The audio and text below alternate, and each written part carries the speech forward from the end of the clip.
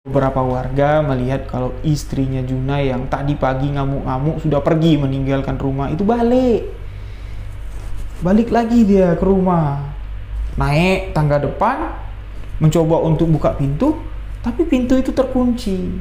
Terdengarlah dia ngetok-ngetok, Bang Junai, Pak, buka Pak, aku pulang Pak, Bang, buka pintu Bang. Tapi sama sekali tidak ada respon.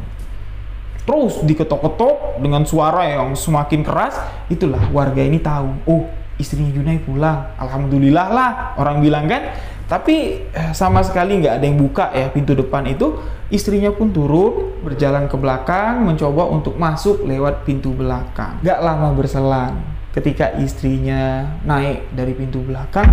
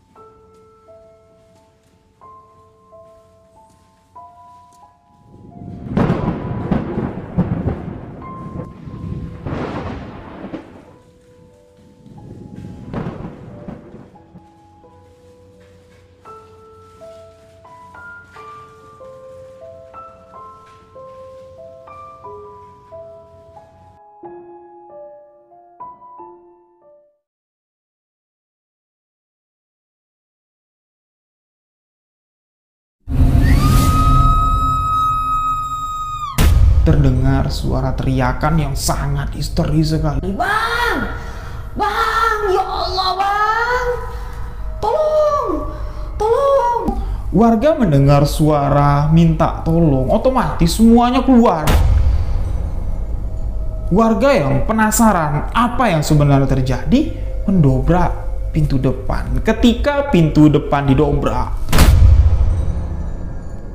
pas di depan pintu itu Junai sudah tergantung dengan leher yang patah. Junai bunuh diri dengan gantung diri. Yang lebih kasihannya lagi, bapak mertuanya Junai yang nggak bisa ngapa-ngapain itu terlihat duduk bersandar di dinding, menatap ke arah Junai yang sudah tidak bernyawa lagi dengan napasnya ngap-ngapan. Warga berpikir kalau bapak mertuanya si Junai ini pingsan. Ternyata enggak. Dia sadar. Dia melihat kejadian, dia melihat Junai bunuh diri, tapi dia tidak dapat berbuat apa-apa. Karena dia nggak bisa teriak, karena dia nggak bisa ngomong. Terlihat air mata terus bercucuran dari bapak mertuanya si Junai. Setelah warga melihat kejadian ini, mereka nggak berani untuk mengevakuasi jenazah Junai yang masih tergantung.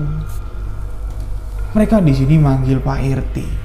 Mereka di sini memanggil kepala kampung. Kumpullah semua petinggi-petinggi kampung, tua-tua kampung kumpul.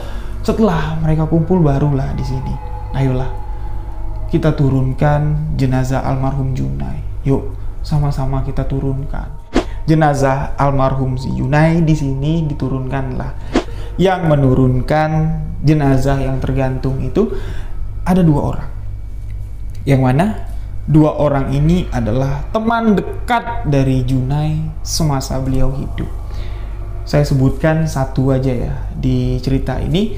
Salah satunya bernama Pendi. Pendi ini adalah sahabat dekat dari Junai. Mereka sama-sama bekerja di sawmill.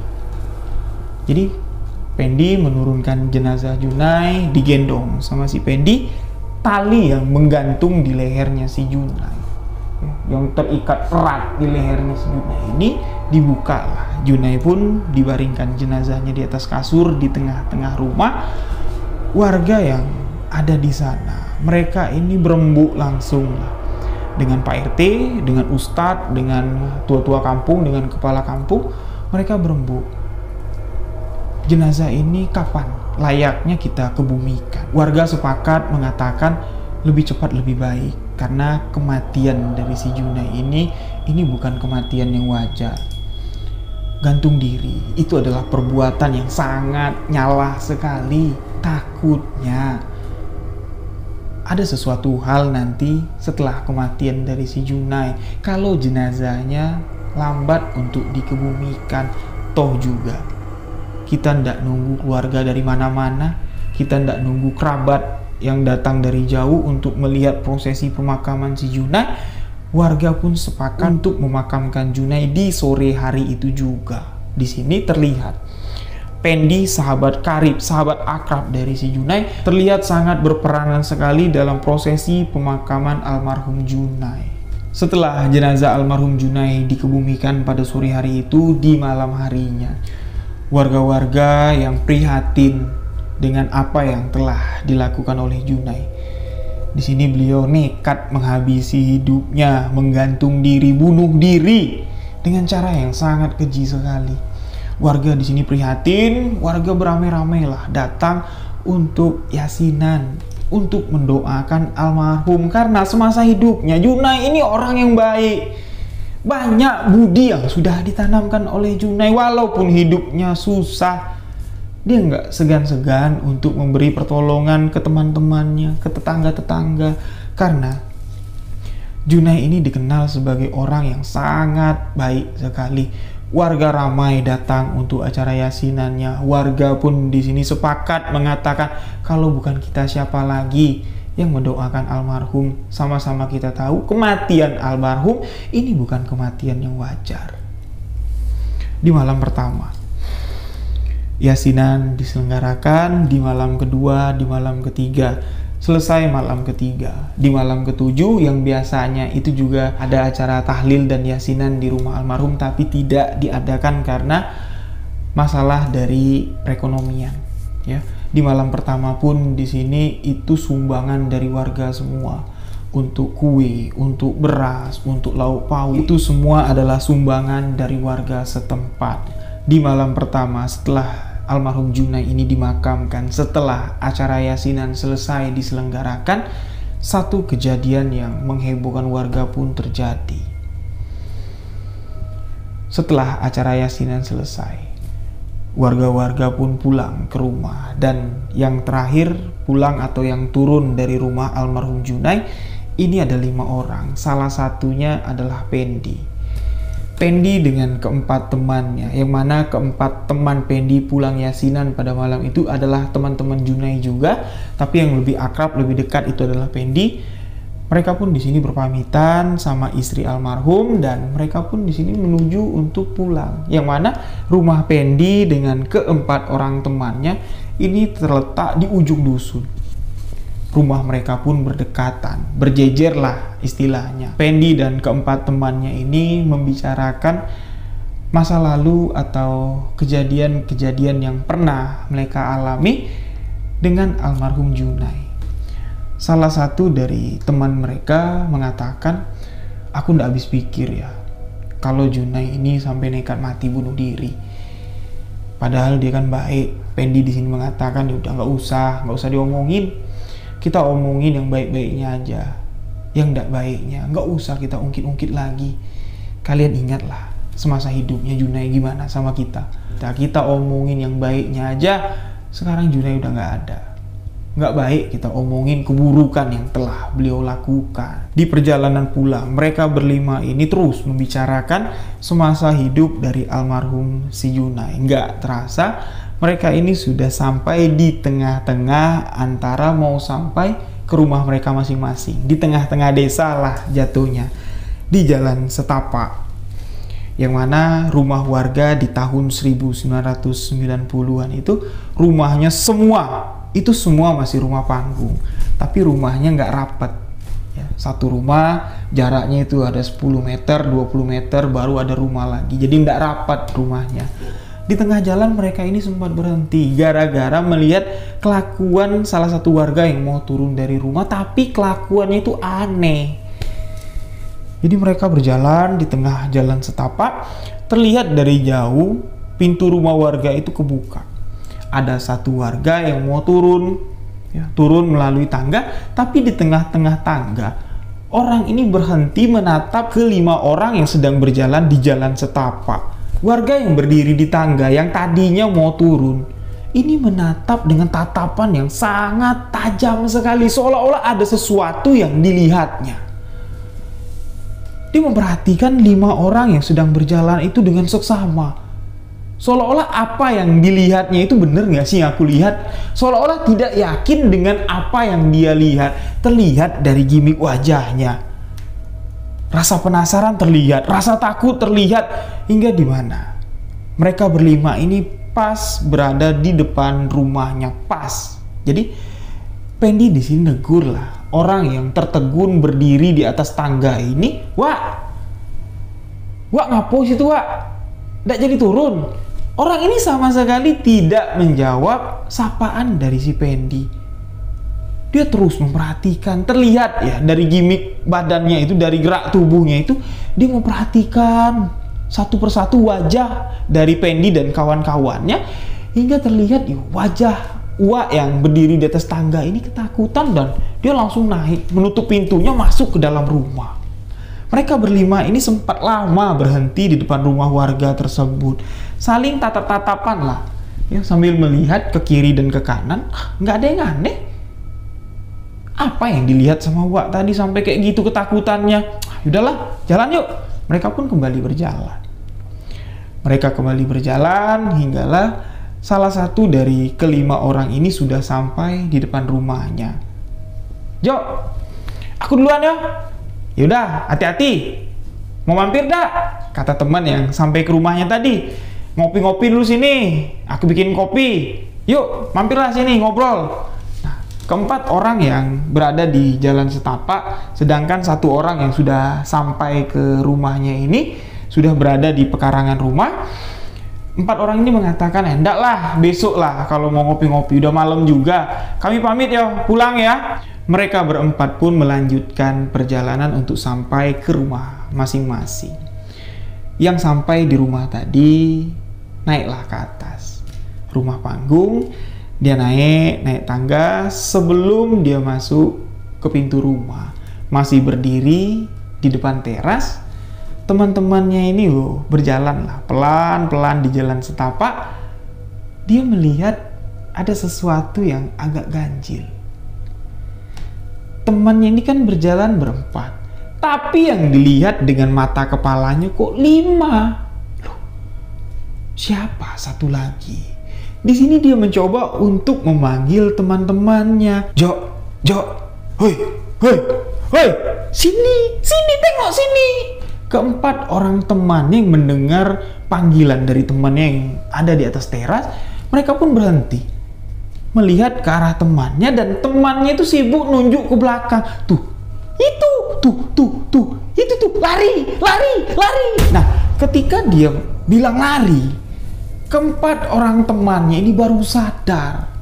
Sepanjang jalan mereka ini diikuti oleh sosok hantu almarhum Junai. Sosoknya memang benar-benar nyata, dan keempat orang temannya ini termasuk Pendi, mereka pontang-panting berlari sekencang-kencangnya untuk menuju rumah masing-masing.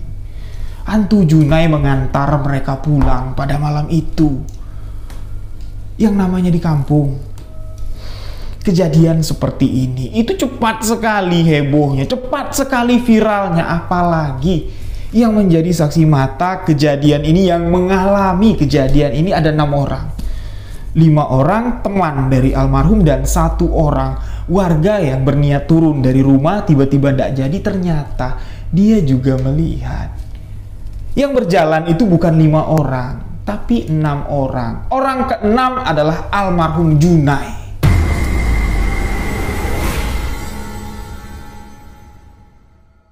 Kejadian yang mengerikan ini terjadi di malam pertama acara yasinan almarhum Junai. Tapi walaupun kejadian itu santer terdengar, heboh warga menceritakan, yasinan di malam kedua dan yasinan di malam ketiga itu tetap dilakukan. Malah warga yang datang ke sana itu semakin ramai karena mereka ingin sama-sama mendoakan almarhum yang meninggal secara nggak wajar ini.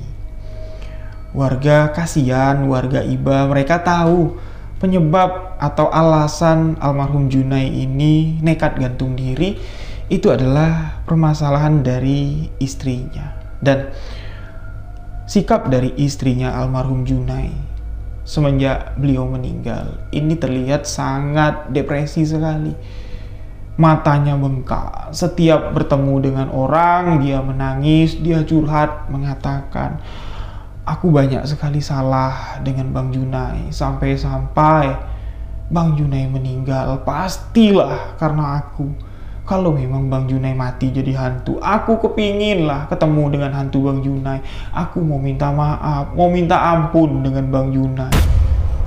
Aku takut nanti kalau aku mati, aku belum sempat minta maaf, aku takut mati gentayangan juga.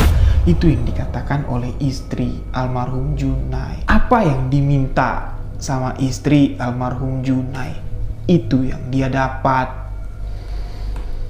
Tapi kejadian teror yang dialami istri almarhum Junai ini agak lama terjadinya. Kurang lebih sekitar 11 masuk 12 hari di kematian dari almarhum Junai, barulah istrinya ini bertemu, didatangi oleh sosok arwah almarhum Junai yang gentayangan. Diceritakan istrinya ini masih tinggal di rumah tersebut, tinggal bersama bapaknya yang usianya 80 tahunan ini, yang nggak bisa ngapa-ngapain, nggak bisa ngomong, cuman bisa memberikan interaksi dengan tatapan mata. Istrinya ini heran, kok bapak nih kalau setiap duduk ya di dekat bekas Bang Junai digantung diri, karena Junai itu kan gantung diri di ruang depan. Bapak dari si wanita ini kalau duduk di ruang itu, di ruang tempat Junai gantung diri, dari ekspresi tatapan matanya seolah-olah dia itu masih mengingat, dia itu masih melihat seolah-olah kejadian itu terulang lagi. Melihat kalau kejadian Junai bunuh diri lah, intinya seperti itu, terlihat, dan air matanya itu terus mengalir. Ya, karena beliau nggak bisa ngomong, sampai-sampai istri almarhum Junai ini bertanya, Pak, Bapak melihat ya Pak, abang gantung diri di situ. Bapak melihat gimana Pak? Kasihan ya Pak, kasihan aku Pak, kasihan aku ngebayangin abang Pak. Aku ngebayanginnya Pak, pasti abang kesakitan Pak. Ya Allah, mau nggak Pak ya abang maafin aku.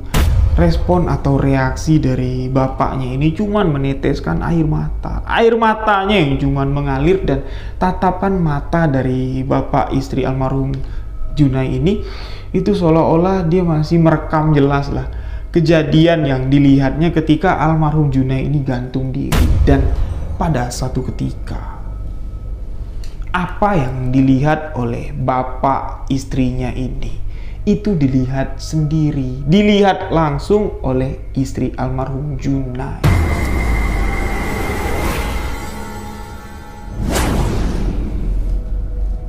Warga mengatakan kalau kondisi pada saat itu istri almarhum Junai ini antara sadar dengan setengah kesurupan. Warga ini mendengar suara gaduh di rumah tersebut kurang lebih sekitar jam setengah 8 malam. Suara gaduh yang berteriak seolah-olah seperti orang yang kena cekek. Otomatis warga gaduh lah, takut kalau istri almarhum Junai ini depresi, dia juga bunuh diri. Warga ramai langsung naik ke atas rumah, ternyata enggak, istri almarhum Junai ini seperti sedang kesurupan. Tapi kalau dibilang kesurupan, dia masih ingat siapa yang datang. Dia mengatakan, enggak, sana, aku nggak mau, aku nggak kesurupan, aku sadar. Tapi ekspresinya itu seperti sedang mengalami satu peristiwa yang sangat menyakitkan sekali. Nah, jadi warga cuma dapat membiarkan melihat apa yang terjadi. Dia memegang lehernya dengan napas yang terengah-engah, dengan suara ngorok yang sangat mengerikan sekali, dengan kaki yang menggelitik ke bawah seperti ini, seperti kejang menahan sakit. Nah, setelah dia sadar, ya, dia udah bisa duduk, dikasih minum lah sama warga, baru warga bertanya, Kamu kenapa? Bikin kami cemas. Kami kira kamu gantung diri. Istri dari almarhum Junai cuman terdiam. Lama dia terdiam. Setelah warga ini kembali berkali-kali menanyakan apa yang terjadi, barulah dia di sini menceritakan. Aku melihat apa yang bapakku lihat ketika almarhum suamiku gantung diri. Aku melihat ketika tali itu mulai menjerat lehernya. Aku merasakan sesak yang dirasakan oleh almarhum Bang Junai. Aku merasakan sesakit-sakitnya. Aku tidak tahu apa yang aku alami. Seolah-olah aku dirasakan apa yang dirasakan oleh suamiku ketika ajal menjemput. Warga yang mendengar itu cuma bisa ngucap astagfirullahalazim, astagfirullahalazim. Kamu ngucap. Nggak boleh kamu ngomong kayak gitu. Nggak, aku nggak ngada-ngada. Apa yang aku bilang itu yang aku rasakan. Warga di sini berpendapat mungkin karena istrinya ini membeban perasaan bersalah yang sangat besar sekali, itu membawa pikirannya masuk ke dalam dunia gaib, dimensi lain dari dunia ini, masuklah ke waktu di mana Junai ini menggantung lehernya. Dia dapat merasakan dan dia dapat melihat dengan mata kepalanya sendiri. Junai itu kakinya gelepar-gelepar ketika leher itu menjerat lehernya. Dan si bapak penjaga warung mengatakan kepada Bang Edo, semenjak hari itulah nak, rumah yang kamu lihat ada penampakan hantunya almarhum Pendi itu kosong. Karena istri dan bapaknya nggak kuat tinggal di sana. Warga-warga juga menyarankan, ya lebih baik kalian pulanglah ke rumah kalian. Bukan kami ngusir, tapi nanti jadinya nggak baik. Karena apa yang telah kamu alami itu sudah luar biasa sekali. Bisa-bisa nanti kamu bisa kebawa-bawa, kamu bisa berhalusinasi, dan kamu menggantung leher kamu sendiri. Itu yang ditakutkan warga. Dan istri dari almarhum Junai ini pun ya menerimalah saran masukan dari warga. Mulai dari hari itu beliau pun meninggalkan rumah almarhum Junai. Warga-warga yang ada di Desa Kembang pun tidak tahu istri dan bapak mertua almarhum Junai ini pindah kemana, karena sama sekali tidak ada clue atau tidak ada pemberitahuan, ya istilahnya ngomong aku mau pindah ke desa ini. Istri almarhum Junai sama sekali tidak pernah mengatakan itu sama warga. Tiba-tiba dia turun dari rumah berpamitan mau pindahnya tidak disebutkan pindah kemana. Pemilik warung terus ya menceritakan kejadian itu sama Bang Edo.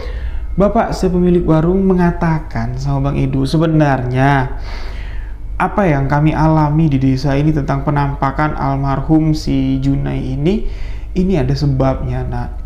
Ada sebab yang dilakukan oleh salah seorang yang iseng memanfaatkan kematian orang yang bunuh diri ini untuk kepentingan pribadinya.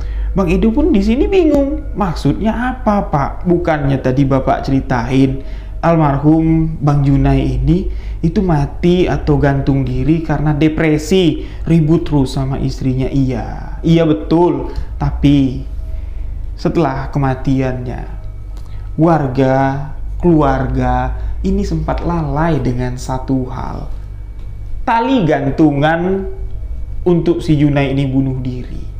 Itu yang kami lupa, siapa yang ngambil, siapa yang menyimpannya. Loh, memangnya kenapa Pak? Gara-gara tali gantungan itulah banyak warga yang berpendapat almarhum Junai gentayangan. Dan akhirnya pelaku yang mencuri tali bekas gantung diri si Junai ini menyerahkan diri, mengaku sama ketua kampung, ngaku sama warga, karena dia nggak kuat, diteror, didatangi oleh arwah almarhum Junai. Arwah almarhum Junai meminta kembali talinya diminta kembali. Dan yang nggak kami sangka-sangka, pencuri atau orang yang mengambil tali bekas gantung diri si Junai itu adalah Pendi, teman dekatnya sendiri. Yang mana Pendi pada hari itu dia yang mengurus semua prosesi pemakaman dari almarhum Junai. Dialah yang sibuk. Ternyata di balik kesibukan si Pendi ini ada makna, ada sesuatu yang disembunyikannya. Dia mengambil tali gantungan itu dan dibawanya pulang ke rumah. Menurut pengakuan dari si Pendi, tali itu akan digunakannya untuk nyari togel. Pengakuan dari Pendi ketika dia mendatangi rumah tua-tua kampung membawa seutas tali yang sudah digulung, sudah dibungkus sama kain putih oleh si Pendi ini, dia langsung mengaku jujur sama tua-tua kampung, saya tidak tahu Pak, mau mengembalikan tali ini kemana. Tali apa? Ini Pak, tali bekas gantung diri almarhum Junai. Loh, kok bisa sama kamu? Bukannya seharusnya sudah disimpan atau dikubur sama istri almarhum? Iya Pak, saya sengaja Pak, saya sengaja mencuri di lokasi kejadian untuk saya gunakan. Memang untuk apa? Untuk apa kamu barang-barang seperti ini? Tahu apa kamu tentang alat-alat seperti ini? Astagfirullahaladzim. Di situ tua-tua kampung ya nggak percaya dengan apa yang dilakukan oleh si Pendi. Tega kamu. Kamu tahu nggak? Ini adalah syarat kematian dari teman kamu yang seharusnya ini juga ikut dikubur. Nggak boleh disimpan-simpan, apalagi kamu gunakan untuk menjadi alat ritual. Mungkin inilah penyebab arwah dari almarhum teman kamu itu gentayangan. Sekarang, kenapa baru sekarang kamu kembalikan? Nggak kuat ya kamu nyimpennya. Pasti kamu didatangi. Pendi pun di sini menceritakan apa yang beliau alami. Pendi menyimpan tali itu sudah 1 bulan lebih. Selama 1 bulan lebih disimpan sama Pendi, hampir setiap harinya, kalau nggak Pendi yang mengalami teror, istrinya si Pendi yang mengalami teror. Sampai-sampai di sini, hajat dari Pendi mengambil tali bekas gantungan bunuh diri si almarhum Junai ini belum sempat digunakannya, yang mana beliau ingin menggunakan tali itu untuk dilakukan ritual ya, untuk mencari nomor togel atau untuk syarat ngelok. Jadi tali itu akan dibawa ke tempat yang angker. Tali itu nanti akan dibakari kemenyan, diberikan kembang 7 rupa dengan harapan tali itu kan adalah tali yang digunakan untuk bunuh diri, yang mana alat atau bekas barang yang menempel di tubuh orang yang mati bunuh diri itu masih menyimpan energi negatif, tanda kutip energi gaib. Nah, dari energi itulah akan dibangkitkan, dan dengan harapan Pendi ini berharap kalau sosok almarhum Junai itu akan wujud dan bisa melancarkan usaha si Junai ini minta tebak nomor togel. Itulah ritual yang akan dilakukan oleh si Junai. Junai ini mendapatkan ritual-ritual atau tata cara seperti itu ketika Junai ini belajar dengan guru spiritual atau dukun lah yang mengajari Junai untuk ritual ngelok, untuk ritual mencari nomor togel. Dukun itu mengatakan, kalau kamu mau ngelok dapat nomor yang gitu, kamu carilah bekas pakaian orang mati bunuh diri. Kalau orang mati gantung diri, talinya kamu ambil. Kalau orang mati berdarah, misalnya dibunuh, kamu ambillah sedikit saja bekas bajunya. Itu bisa kamu gunakan untuk memanggil arwah. Pendi di sini ingat apa yang dikatakan gurunya itu, dan ketika kejadian almarhum Junai bunuh diri, itulah kesempatannya untuk mengambil tali bekas gantung diri, yang mana di kampung tempat tinggal Pendi seumur umur baru sekali inilah ada warga yang mati gantung diri, yaitu ya si Junai. Satu-satunya kejadian ya kejadian Junai. Kesempatan itu ndak dibuang-buang sama si Pendi. Namun setelah tali itu diambil, di malam pertama saja si Pendi ini sudah diikutin sama almarhum Junai. Arwah Junai kan ngikutin ketika dia pulang yasinan. Itu sebenarnya sudah petanda, karena tali bekas gantung diri itu sudah disimpan Pendi Karena tali bekas gantung diri itu sudah disimpan Pendi di dalam rumahnya. Gangguan demi gangguan dialami oleh Pendi dan istrinya. Gangguan yang paling membuat si Pendi ini gelisah, ya, semakin menguatkan hatinya untuk menyudahi apa yang telah dilakukannya ini untuk mengembalikan tali itu adalah kejadian teror yang dialaminya. Kalau Pendi ini duduk malam ngopi lah, ya, mau itu di teras atau lagi duduk di kamar, duduk di tempat tidur, Pendi ini selalu dikejutkan dengan penampakan Junai yang muncul itu, yo, tergantung. Benar-benar tergantung. Seperti ketika Pendi ini mengevakuasi jenazah Junai, yo, seperti itu persis. Kemunculannya itu tiba-tiba. Kalau Pendi sedang duduk di teras, sedang ngerokok sambil ngopi, tiba-tiba dari samping Pendi itu jatuh, yaitu sosok Junai.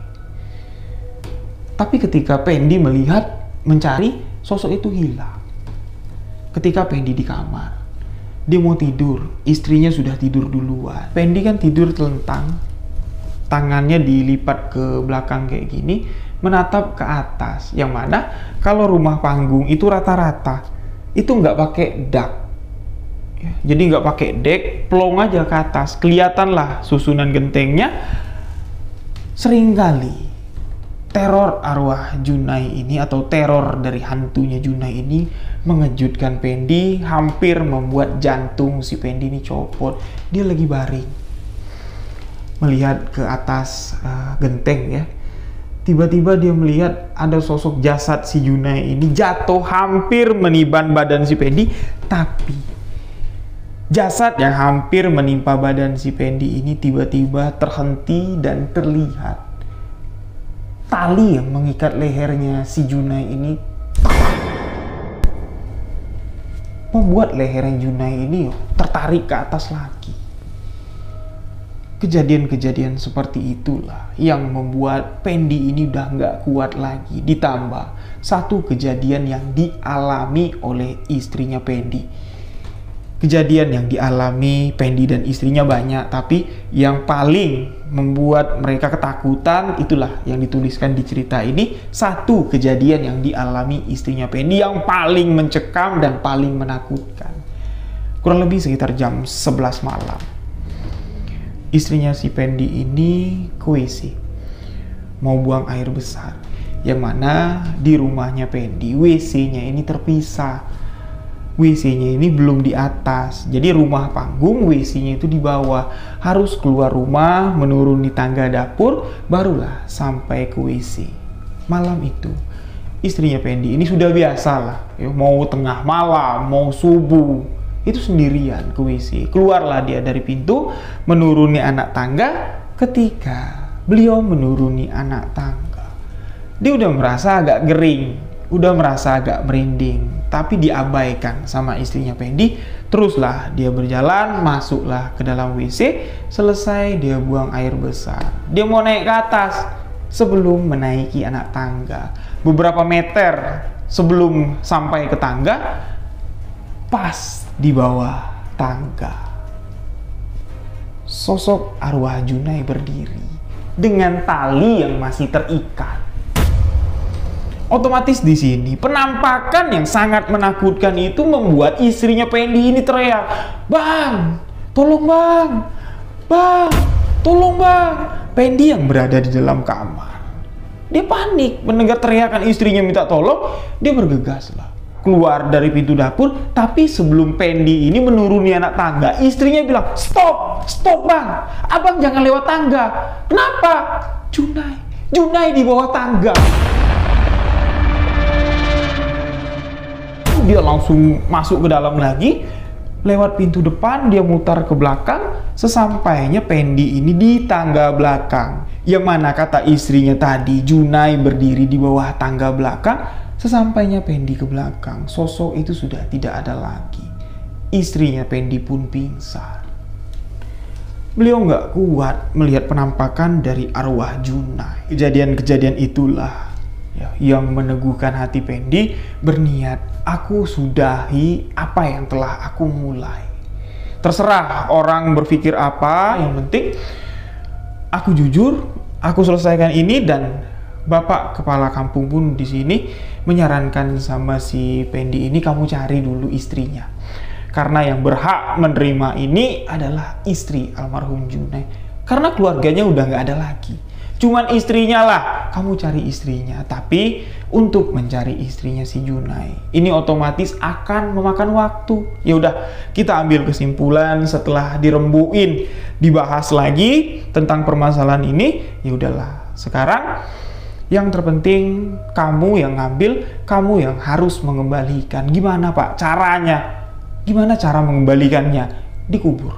Ayo kita kubur. Jadi di satu hari yang sudah ditentukan, mereka ini langsung ya cepat untuk menanam tali bekas gantung diri ini, karena mereka nggak mau lagi dihantui, nggak mau lagi teror itu ada di kampung.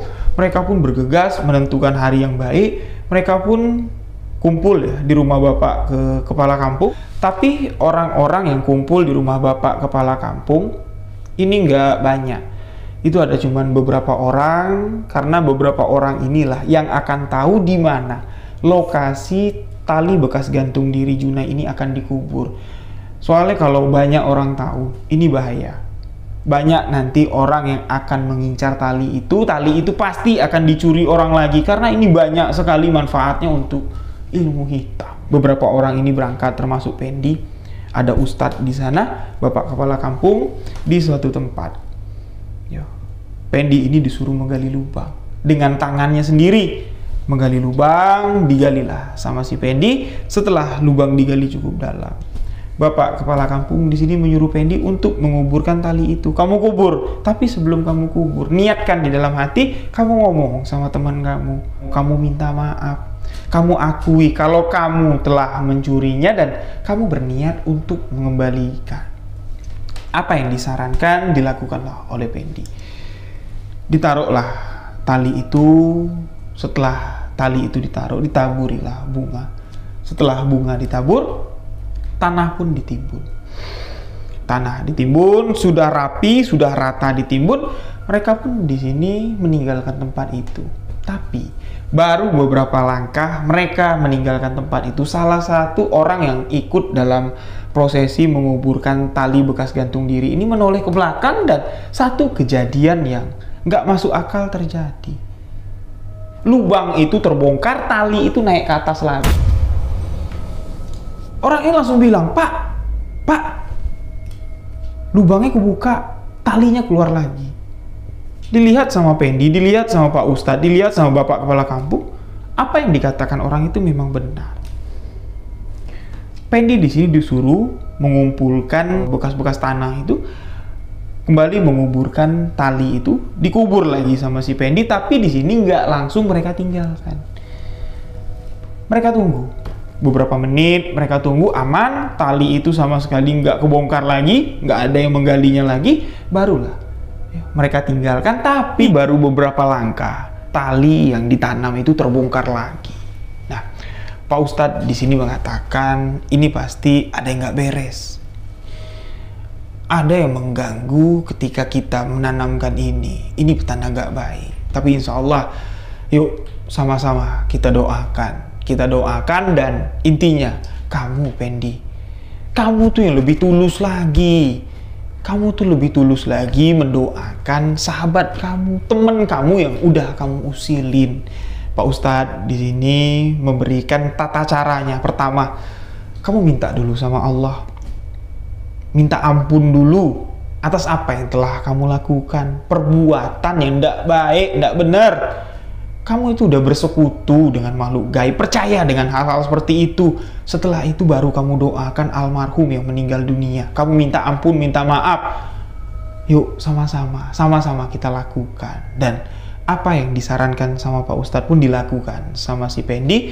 Alhamdulillah semua berjalan lancar. Tali yang ditanam di kubur itu sudah tidak keluar lagi. Nah, mereka pun dapat pulang ke kampung.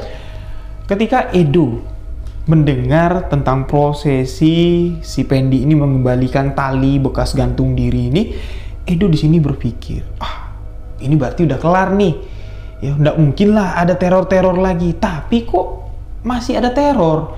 Bahkan sampai di tahun 2005, aku melihat sosok yang diceritakan oleh bapak ini. Edo pun di sini memotong cerita dari si bapak, bertanya, "Pak, kalau memang ya udah selesai, yang mencuri tali untuk gantung diri itu sudah ngaku, sudah dikembalikan, kenapa di tahun 2005 saya masih dapat bertemu dengan arwah yang gentayangan itu?" Bapak si penjaga warung sama sekali tidak dapat menjelaskan penyebabnya apa. Kami di desa ini sama sekali tidak tahu, Nak. Padahal segala upaya telah kami lakukan. Kami takut, sebenarnya kami takut. Tapi kami mencoba untuk memberanikan diri. Kami itu ngenain hati aja ngomong kalau sosok yang gentayangan itu nggak nakut-nakutin, nggak neror. Itu cuman buat melipur hati, memberanikan diri. Tapi kami takut sejujurnya. Tapi apa daya, segala upaya telah dilakukan. Setelah Bang Edo mendengarkan semua kisah, dari mulai kisah awal kehidupan dari almarhum yang meninggal gantung diri, mati gentayangan kata warga tadi, Bang Edo di sini dijelaskan atau diceritakan lagi sama si bapak teror-teror yang dialami oleh warga. Ini banyak sebenarnya, banyak sekali. Tapi ada satu kisah yang cukup santer, yang lumayan viral kalau bahasa sekarang. Jadi ada warga yang pulang kerja naik ojek. Dia balik itu sekitar jam 11 malam. Diantar lah sama ojek masuk ke dalam desa ini. Otomatis kalau masuk ke dalam desa ini, kalau jalan lurus terus, itu pasti melewati simpang 4, Langgar, dan rumah almarhum Junai. Ojek itu pun lewat ketika mengantar penumpang. Setelah penumpang diantar, otomatis ketika dia pulang, dia harus melewati jalan ketika dia datang. Dia melewati jalan itu sampai di perempatan, pas sampai di depan rumah almarhum Junai.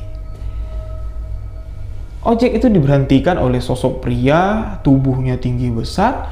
Pria itu mengatakan, "Bang, aku numpang bang ke depan."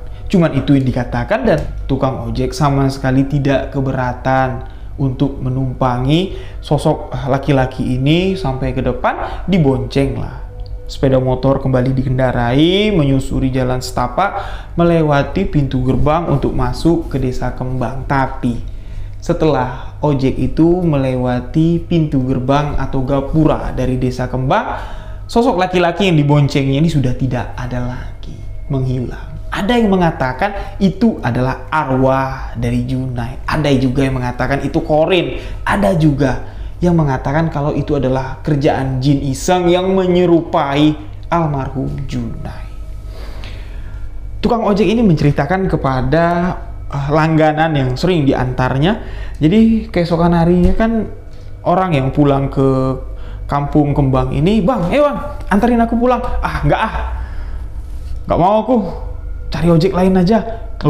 Biasanya kan juga sama abang. "Nggak, malam kemarin kamu tahu nggak? Aku tuh ada yang numpang dari perempatan dekat Langgar itu sampai ke depan." "Masa iya?" "Motorku jalan terus sama sekali tidak berhenti sampai ke jalan, sampai ke lewat gapura. Orang yang aku bonceng itu tidak ada lagi. Sosoknya laki-laki, tubuhnya tinggi." Itulah ya. Langganannya ini menceritakan, "Itu bang, itu udah biasa bang, nggak ganggu. Itu nggak ganggu, itu namanya almarhum Bang Junai." Ojek ini takut untuk mengantarkan penumpang ke desa Kembang pada malam hari. Jadi dari cerita yang dibagikan oleh Bang Edo, sebuah kisah misteri, sebuah kisah nyata yang terjadi di Jambi. Memang kalau kita mendengarkan kisah seperti ini, kita harus lebih banyak mengambil sisi positif dari kisah yang dituliskan, dari kisah yang saya bawakan. Karena sebuah kisah misteri, di sini banyak hikmah, banyak pelajaran yang sepatutnya kita ambil, terutama kisah untuk kehidupan kita ke depan. Di dalam kisah yang dibagikan oleh Bang Edo, menceritakan seorang pria yang meninggal dunia gantung diri dan arwahnya dipercayai oleh warga gentayangan. Wallahu a'lam bishawab. Apakah itu adalah arwah dari almarhum yang meninggal dunia atau korin atau jin yang menyerupai, wallahu a'lam. Tapi di sini alangkah baiknya, karena di dalam kisah ini Bang Edo menuliskan karakter watak dari almarhum yang meninggal dunia adalah seorang lelaki yang baik. Apa salahnya sesama umat muslim, umat beragama? Alangkah baiknya kita saling mendoakan. Marilah sama-sama kita doakan almarhum yang meninggal dunia dapat diterima di sisi Allah Subhanahu wa taala. Amal perbuatannya dapat diterima di sisi Allah Subhanahu wa taala. Peristiwa yang beliau lakukan untuk menghabisi hidupnya biarlah menjadi rahasia Allah Subhanahu wa taala. Kita tidak dapat menilai apakah itu baik, apakah itu benar. Sesama manusia tidak dapat memutuskan, menghakimi perbuatan orang baik atau buruknya.